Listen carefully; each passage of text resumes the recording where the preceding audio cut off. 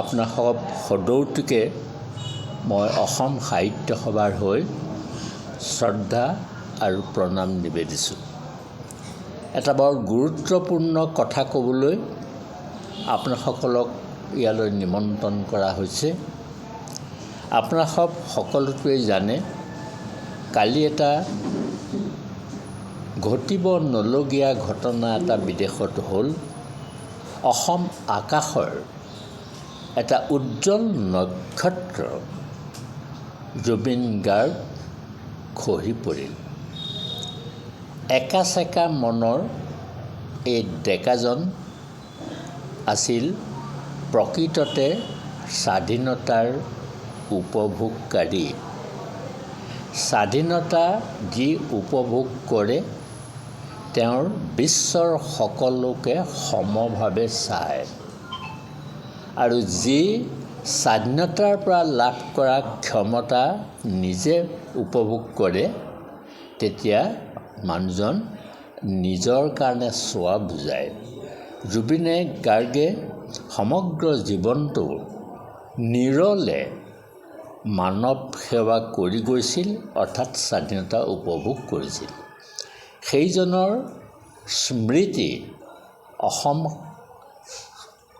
ৰাইজ যিমান দিনলৈকে জীয়াই থাকিব, অসমৰ মাটি পানী জীয়াই থকালৈকে জুবিন গাৰ্গৰ নাম অসমৰ মাটিত সদায়ে ধ্বনিত হৈ থাকিব। কিন্তু আপোনাসকলক আজি মাতি অনাৰ আমাৰ মূল কাৰণটো হ'ল যে জুবিন গাৰ্গ জাঁজীৰ তামুলীচিগাৰ তেওঁৰ মূল ঘৰ আছিল, আৰু পিতৃয়ে আহি যোৰহাটৰ চোলাধৰাত বঙালপুখুৰীত ক্লাব ৰোডৰ কাষতে এটা ঘৰ দুৱাৰ সাজি তাতে থাকিবলৈ ল'লে, আৰু তাৰ ফলস্বৰূপে জুবিন গাৰ্গ যোৰহতীয়া হৈ পৰিল। আৰু তাৰমানে জুবিনৰ প্ৰাথমিক শিক্ষা আৰু উচ্চ শিক্ষা যোৰহাটতেই তেওঁ লাভ কৰিবলৈ সুযোগ পাইছিল। সৰ্বোপৰি তেওঁৰ সংগীতৰ যিটো জয়যাত্ৰা, আপোনাসকলে শুনি সন্তোষ পাব যে বঙালপুখুৰীৰ যিভাগ পূজা মন্দিৰ আছে, সেই পূজা মন্দিৰতেই এই জুবিন গাৰ্গ নামৰ শিশুটিয়ে প্ৰতিভা প্ৰদৰ্শন কৰিবলৈ সক্ষম হৈছিল, আৰু তাৰ যিটো পৰিসীমা সমগ্ৰ যোৰহাটতে পৰিব্যক্ত হৈছিল। সকলোৱে জুবিন গাৰ্গক শিশু অৱস্থাতে চিনি পোৱা হৈছিল। তাৰমানে আমি এইটো কথা ক'ব খুজিছোঁ যে জুবিন গাৰ্গৰ প্ৰথম সম্পৰ্কটো যোৰহাটৰ লগত, আৰু সেয়ে যোৰহাটবাসীয়ে জুবিন গাৰ্গৰ আজিৰ এই মহাপ্ৰস্থানৰ সময়ত প্ৰতিগৰাকী যোৰহাটবাসী,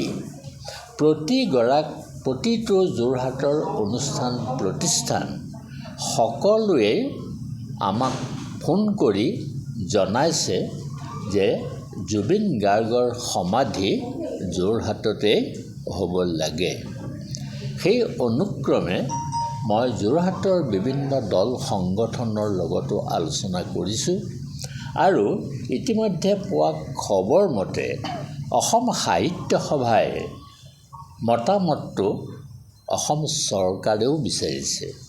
গতিকে আমি সকলো সাংবাদিকক বিনীতভাৱে অনুৰোধ জনাইছোঁ যাতে আজিৰ এই বাতৰিটোৱে চৰকাৰকো এই আৱেগিক ঐক্য সুদৃঢ় কৰিবৰ কাৰণে যাতে অনুপ্ৰেৰণা যোগায়।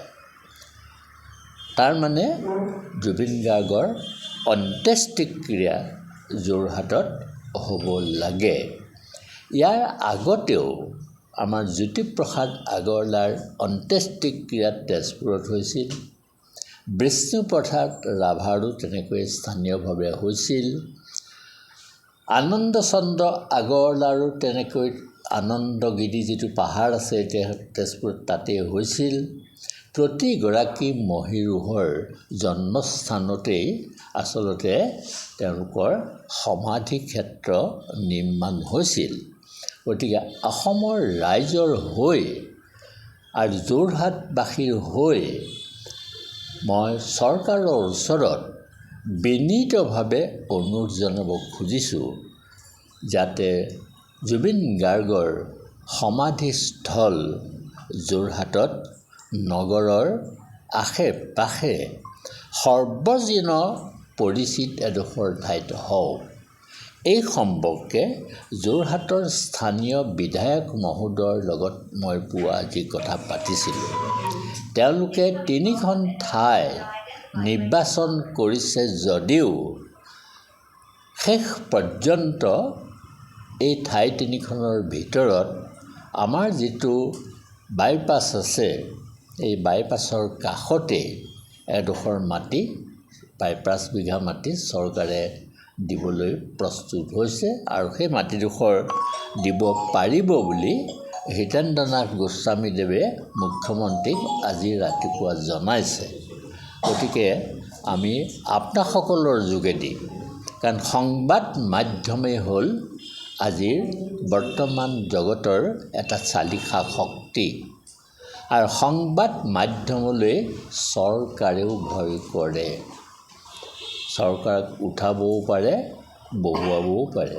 গতিকে মই আপোনাসকলক বিনীতভাৱে অনুৰোধ জনাইছোঁ যাতে অসমৰ একাংশ অৰ্থাৎ যোৰহাটবাসীৰ ৰাইজৰ হৃদবৃত্তি আৰু স্মৃতিবৃত্তিত লুকাই থকা জুবিন গাৰ্গৰ প্ৰতি যিটো স্নেহ আৰু শ্ৰদ্ধা, তাৰ প্ৰতিফলন স্বৰূপে যাতে যোৰহাটতেই জুবিন গাৰ্গৰ অন্ত্যেষ্টিক্ৰিয়া সম্পন্ন হয় আৰু তাৰ যোগেদি যোৰহাটত এটা সমাধিস্থল হ'লে আমি অনুভৱ কৰিম যে ইমান দিনে যোৰহাটবাসীয়ে এটা অভাৱ অনুভৱ কৰিছিল যে চৰকাৰে গুৱাহাটীখনকেই অসম বুলি আজিৰ যুগলৈকে বিবেচনা কৰি আহিছে আৰু জুবিন গাৰ্গৰ সমাধিস্থল যদি যোৰহাটত হয়, চৰকাৰৰ প্ৰতি থকা অসমৰ ৰাইজৰ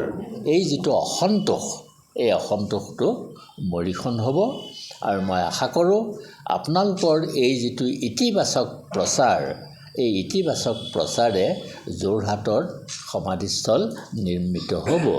তেনেহ'লে আমাৰ আৰু এটা কথা আহি পৰিব, সেইটো হ'ল যে তেখেতক ৰাজহুৱাভাৱে যেতিয়া শ্ৰদ্ধা নিবেদন কৰা হ'ব, আমাৰ সকলোৰে মনত আছে ভূপেন হাজৰিকাদেৱৰ ৰাজহুৱা শ্ৰদ্ধাঞ্জলিত যেনেকৈ এটা সুপৰিকল্পিতভাৱে ক'তো একো গণ্ডগোল নোহোৱাকৈ সেই শ্ৰদ্ধাঞ্জলি অনুষ্ঠান হৈছিল, যোৰহাটতো সেই শ্ৰদ্ধাঞ্জলি অনুষ্ঠান সম্পূৰ্ণভাৱে সুপৰিকল্পিতভাৱে আমাৰ চৰকাৰে নিশ্চয় নিৰ্ণয় কৰিব আৰু তাত মান এটা চৰকাৰ দিবলৈ নিশ্চয় সক্ষম হ'ব।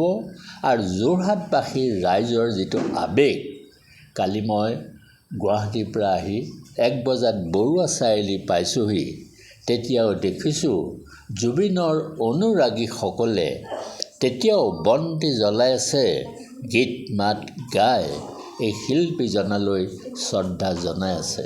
গতিকে মই আশা কৰোঁ আপোনালোকৰ যোগেদিয়ে এই বাৰ্তাটো অসমৰ মাননীয় আৰু সকলোৰে শ্ৰদ্ধেয় মুখ্যমন্ত্ৰীৰ কাষলৈ লৈ যাবলৈ যাতে সক্ষম হয় আৰু মুখ্যমন্ত্ৰীগৰাকীয়েও যাতে যোৰহাটৰ বৌদ্ধিক মহল, সমাজ সচেতন মহল আৰু ছাত্ৰ ছাত্ৰী সকলোৰে যিটো আশা, সেই আশা যাতে চৰকাৰে পূৰণ কৰিবলৈ সক্ষম হয়।